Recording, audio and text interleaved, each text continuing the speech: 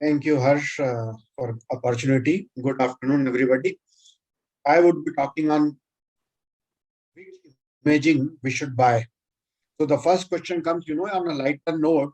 Yes, if your pockets are deep, if your competitor has got one, and if you have a good practice and you have a retina colleague and a anterior segment person with you, then yes, definitely you should have one imaging device. Now let us talk seriously that what is glaucoma? Still, the gold standard definition of glaucoma is a classic optic neuropathy, which suggests glaucoma and correlating visual field changes. So, where is the place for the imaging technology? Obviously, still in the standard definition of glaucoma, there is no place for the imaging technology. If you are doing a glaucoma practice, if you want to diagnose a glaucoma, then what all you need to do? You have to check the IOP, it is must. You have to do the gonioscopy, it is must. The ONH and the RNFL examination, yes, you have to do that. Functional test, Manish has already described, yes, we have to do the perimetry. Imaging, yes, that is a question mark. You have to do the monitoring of the progression. So for that, either it could be a ONH and RNFL, or it could be a functional test, or it could be imaging. So that we have to debate that which one is the best and which one suits you best for your practice.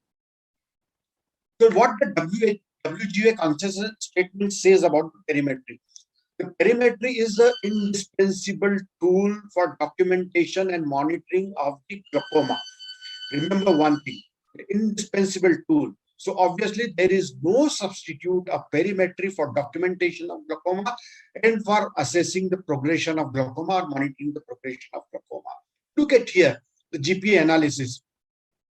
That over a period of time, how rapidly this patient has progressed. Perimetry will not only tell us that how rapidly the patient is progressing, but if you will not modify your treatment strategy, then where this patient will go 3 years from now. And look at this patient, 10 years of follow-up, so many perimetry done, and there is no progression of glaucoma suspect. So obviously you are relieved. So obviously, yes, the perimetry is the gold standard, but the disc photograph also, yes, we take for every patient. Why so? What the WGA consensus statement says about the ONH photography? The photography in particular is useful for detecting and documenting the optic disc hemorrhage and the rim color.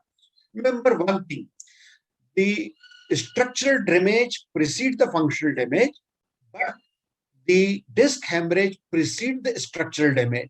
And this disc hemorrhage neither can be picked up by the imaging technology, nor can be picked up by the perimeter. You have to take the disc photograph. So again, the disc photography also becomes an indispensable tool if you want to document all these changes.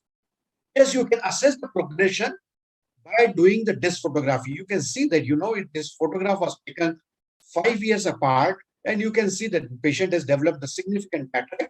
Yes, the pillar can be noticed. The pillar can be noticed. You can see that the disc has enlarged vertically. But what is the problem over here?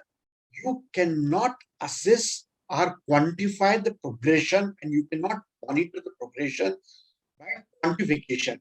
At what rate the disease is progressing.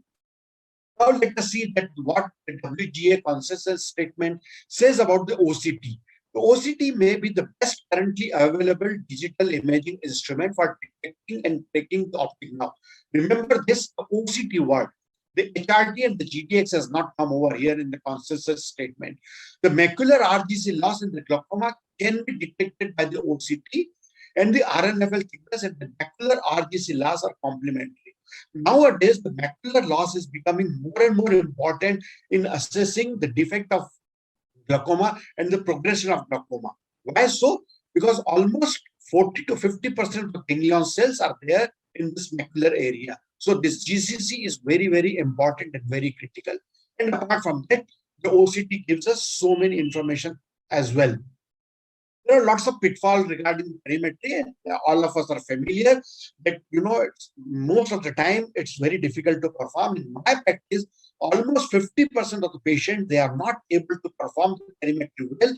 On first examination, and almost 30% of patients, they are not able to perform well on repeated examination, and some of the patients, they feel it's kind of a punishment for them, and they start giving and says that, oh, Dr. Saab, again you are going to do this perimetry today. So the OCT is helpful in at least in these kind of patients, and yes, you get lots of information on that. So obviously there is a quest for objective, reproducible with high sensitivity specificity test which can detect early glaucomatous defect and the progression. And the answer is imaging. And there are so many devices available, the OCT, HRT, and the GTX. And obviously the HRT and GTX, there is no question of buying that because the manufacturers, they are not manufacturing anymore. If you are buying a second-hand device, then also don't do that because it won't be serviced. Amongst the OCT, the time domain is already out. The Fourier or HD or SD, yes, it's the standard machine which everyone buys. The swept source, yes, it captures more than 1,40,000, more than 1,20,000 pictures, and still, I don't think that the segmentation might be slightly better, but still, if you have a SD or Fourier domain OCT, it suffices the purpose. The NGO OCT is the new things, and even I am getting a little familiar with that. I have not used in my practice much. OCT is a versatile machine. It has a retina module, cornea module, and the glaucoma module. And thus, it is good for the assessing the progression. This is by the GCC. You can say that over a period of time, the patient has progressed significantly. And yes, by doing the ONS and the RNFL analysis, you can assess the progression as well. It is a tomogram as well, not a very good tomogram, but yes, it gives all the information about the rim area, the disc area, the average CD ratio, the vertical CD ratio, which is important, and the cup volume as well, and compare the right eye with the left eye. There are not many other uses as well. If your patient is on PG analog and vision is dropped, you can do the OCT and find that yes, there is a PG analog induced macular edema. Hypotenuse maculopathy can be assessed. And yes, if it's all green and still you suspect a glaucoma and you do the OCT, you will see that there is a So there are many problems with the OCTs. There are so many artifacts with the OCT. OCT is not foolproof machine. And remember this last thing, the defect only when 17% of the ganglion cells are died. So the perimetry when the 40% and the OCT also 17%. There are so many OCTs are available. Zeiss, Topcon, the Heidelberg Spectralis, the RTView, OptiView. There are so many OCTs, and there is a good agreement among all these machines. Though the RNFL thickness is little different, but yes, there is a good agreement among all these OCTs. And the OCT, as I have already said, I have used only for a few months, so I don't have much experience about that. But to conclude, I can say that it's a very expensive machine. Institutional practice or good practice, yes, you have to have this. The least expensive of all OCT RTView.